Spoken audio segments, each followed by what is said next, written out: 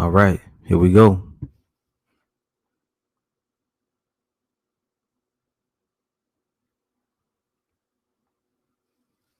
Mic check 1 2.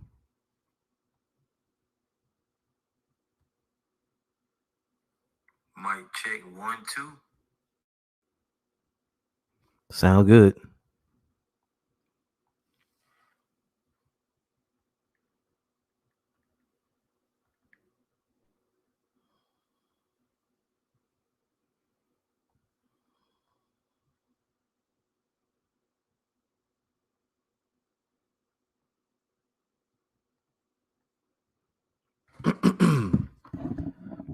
All right, shalom out there, brothers and sisters.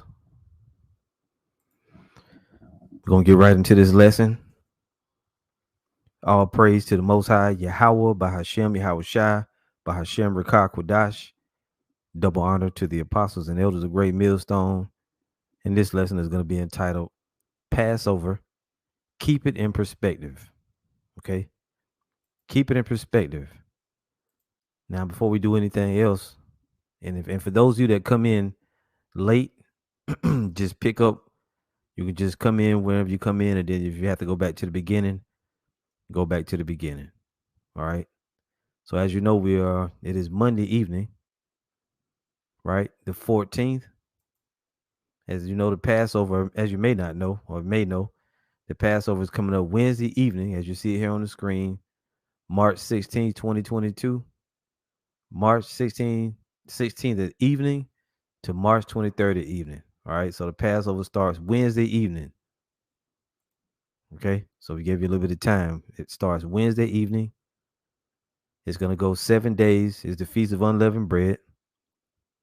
And then, we'll go through it, kind of try to hit it here and there. Now on the comment board, I just noticed a question from one of the sisters, which I had met this individual, Zayan Na'awa.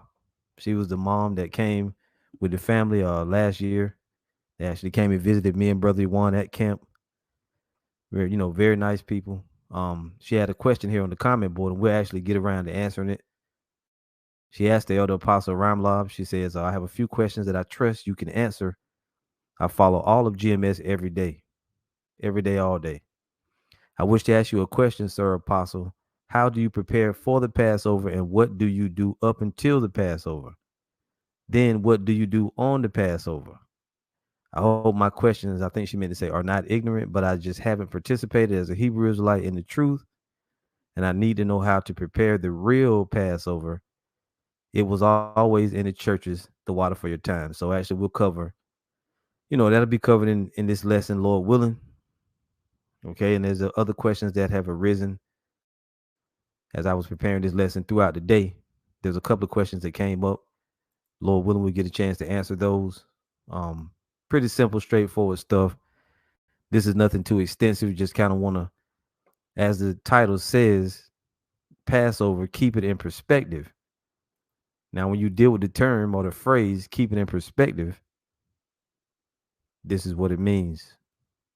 It's a phrase. It says, if you get something in perspective or into perspective, you judge its real importance by considering it in relation to everything else.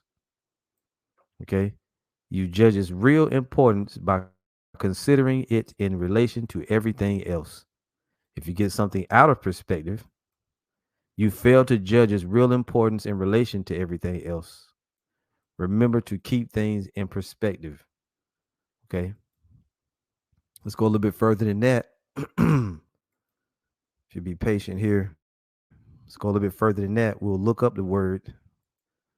I think I have it here, perspective. Perspective. Now it gives you one definition, but as it relates to drawing, we're not going to deal with that. Definition 2, a particular attitude toward or way of regarding something, a point of view. Here, what is the simple definition of perspective? It says the angle or direction in which a person looks at an object. No. Point of view. Yes. 3, ability to understand what is important and what isn't. Definition 4, an accurate rating of what is important and what isn't. And it goes on and on like that. You can look up these words on your own. And the reason I brought that up is because we need, as Israelites, you need to know the proper perspective. You new brothers and sisters, this is like a beginner's, like a newer brothers and sisters coming into the truth, or that have been in for a minute. You need to keep in perspective or understand the true meaning or the true way to keep the Passover. Because you see a lot of partying from the other groups. You see big parties, elaborate dresses, garments, all these different things, like a big celebration, a concert. And that's not what the Passover was ever about. And that's not what it should be about for you. Okay, so you need to keep it in perspective, understand the true core of what's going on. All right. As you hear the apostles reiterate time and again, the Passover is a solemn assembly. Okay, it's a solemn, a seriousness, great seriousness, very grave. All right, serious times. Now I want to also look up a couple of other words, just read them to you. One of the words is commemorate, right? Here it is. Commemorate. So we're going to commemorate the Passover. And this is what it says. Recall or show respect for something or someone or something. And it does give the word celebrate, but not in the notion that you would celebrate you know, like a party type of celebration. Even though that word is there, it says an event, a person, or a situation by doing or building something. You see these similar words? Similar words to commemorate is celebrate, honor, salute, toast, right? What is the full meaning of commemorate? To call to remembrance, to mark by some ceremony or observation, observe, commemorate an anniversary. 3, to serve as a memorial of a plague that commemorates the battle. I don't know if it's plaque, not plague, Salakia. To serve as a memorial of a plaque that commemorates the battle, right? So you mark it in your soul, you mark it in your mind, in your heart, right? You remember it. Doesn't mean you throw a big ass party. Okay? It's not the way to go about it. Let's look at the word celebrate. And I don't really like the word celebrate, which I was going to say. The title was going to be commemorate the Passover, not celebrate, but that would be going off because it does say celebrate is an acknowledgement. Celebrate. It says acknowledge a significant or happy day or an event, which is happy on the occasion that we were delivered. It was a time where the Lord stood up and killed the firstborn of Egypt. Plagues came, different things happened. We were passed over, but it's not a big social event where you go and you smile and you yucking it up. It says acknowledge with a social gathering or enjoyable activity. That's the one we don't really like. I don't really like that, but it is part of the definition. Here it says perform a religious ceremony publicly and duly in particular officiate at, and then they give the example of the Eucharist, which is that's some Catholic shit. All right, which we don't do that. So just to be fair, the word celebrate is there, but you're not doing it as a celebration as in how Americans, how Negroes, niggas celebrate a birthday or a cookout, a barbecue. You commemorate it more than you celebrate, even though the word celebrate is there. Okay. So let's go right to the scriptures and then we'll hit a couple of these questions, which, they're going to be easy and quick to answer. And then we'll explain it a little bit more in detail. There are many videos done on this by the apostles, elders, different brothers over the years. There are new ones that have come out even today. Good videos, excellent videos. All right. I don't want to say good as in excellent videos. Okay. Now I want to get this is Leviticus 23, verse 1. It says laws of religious festivals, right? And that's a word Esau put in there, religious. And the Lord spake unto Moses, saying, speak unto the children of Israel, and say unto them concerning the feasts of the Lord, which ye shall proclaim to be holy convocations, even these are my feasts. And then it goes into the Sabbath, right? This one, I'm going to start at verse 5, Leviticus 23 and 5. In the 14th day of the first month at even is the Lord's Passover. Now, automatically, you're going to have a discrepancy with that because we're basically trying to, in effect, trying to keep it by Esau's pagan calendar. In our minds and hearts, it's the Hebrew, we're going back to the Hebrew calendar. So it's not going to match up the first day. It's not always going to come out like that. Okay. So don't try to be extra technical with it because the Hebrew calendar is way different than the one that you're under now. All right. Now, verse 6 says, and on the 15th day of the same month is the feast of unleavened bread unto the Lord. 7 days you must eat unleavened bread. In the first day ye shall have an holy convocation. Ye shall do no servile work therein. If you have to go to work, you just got to go to work. It's the same as regular Sabbaths and whatnot. It's the same as the other laws. If you got to work, you just got to work. You're in Babylon the Great. You're in captivity. We are rehearsing the righteous acts. If a brother want to put that up, you can put it up. Judges 5 and 11, I believe. So it says, in the first day you shall have an holy convocation. You shall do no servile work therein. So the first day is a Sabbath, of course. That's why it's beginning on Wednesday. Wednesday evening is the normal Sabbath, but it's also is the Passover. But ye shall offer an offering made by fire unto the Lord 7 days.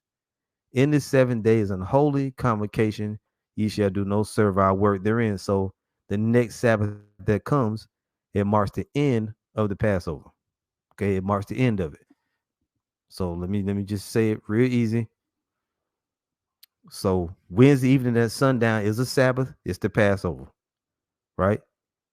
You keep the Passover, you eat the lamb, you do the things, and we'll kind of get into it more and more. And for 7 days, you eat no leaven, no bread that's got a rising agent in it. Okay. You get all the leaven out of your houses. And we're actually going to read it. Next week, then not this week, tomorrow, Wednesday coming, Wednesday evening is the Sabbath. At sundown is the Passover as well.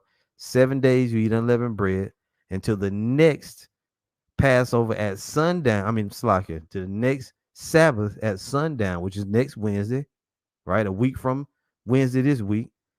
Then you end the fast and you're allowed to consume leaven once again. All right. Different types of bread and whatnot. Different things with leaven in it. Let's look at a little bit on the comment board here. Some brothers got some information. This is dark matter, Yahweh. Judges 5 and 11. They that are delivered from the noise of the archers in the places of drawing water, there shall they rehearse the righteous acts of the Lord, even the righteous acts toward the inhabitants of his villages in Israel. Right? And what does this mean? The places of drawing water is the places of our captivity. The archers are the individuals or the nations that shoot the arrows over here, which really is in reality is the Most High. But these archers are being used by the Most High to shoot the arrows, which are the nuclear missiles. Those that are delivered from the noise of the archers is the elect that get delivered from the nuclear destruction. The places of drawing water is the place of your captivity. So those of you that are hoping to be delivered from the captivity and from the missiles, the places of drawing water and the arrows, you rehearse the righteous acts of the Lord. Okay. That's all it's saying. Now, this is to be a solemn assembly. The brother KDC from Toronto, I believe Toronto. You can correct me if I'm wrong with that. The word solemn is very serious or formal in manner, behavior, or expression. A solemn procession, a solemn face are examples.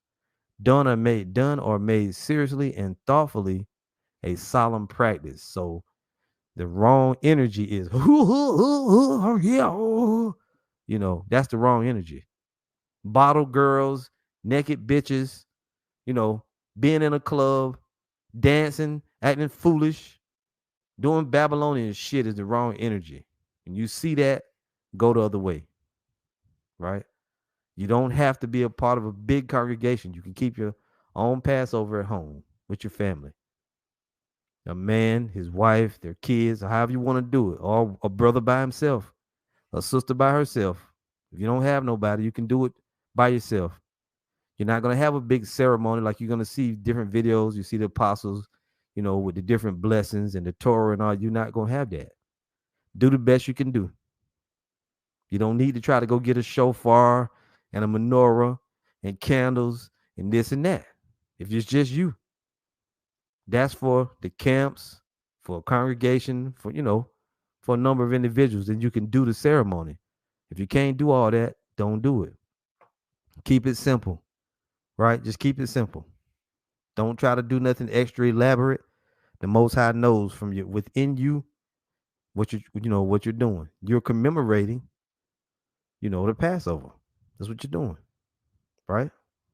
This is KDC, Deuteronomy 6:4. Hear, O Israel, the Lord our power is one Lord, which in the Paleo Hebrew, Shemai, Yasharallah, Yahweh, Allahayanawa, Yahweh, Achad, right?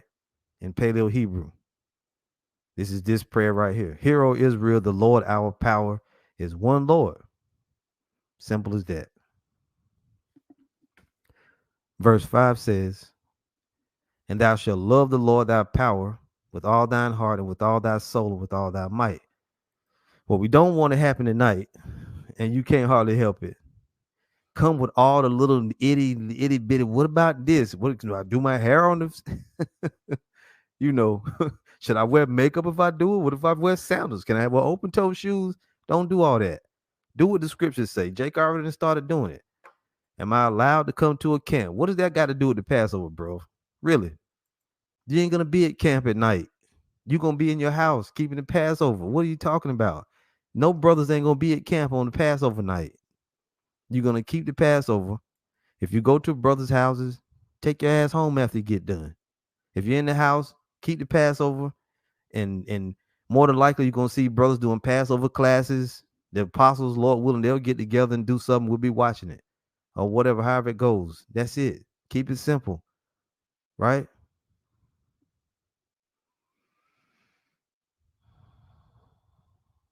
Y'all just hold tight here. I'm a little bit excited.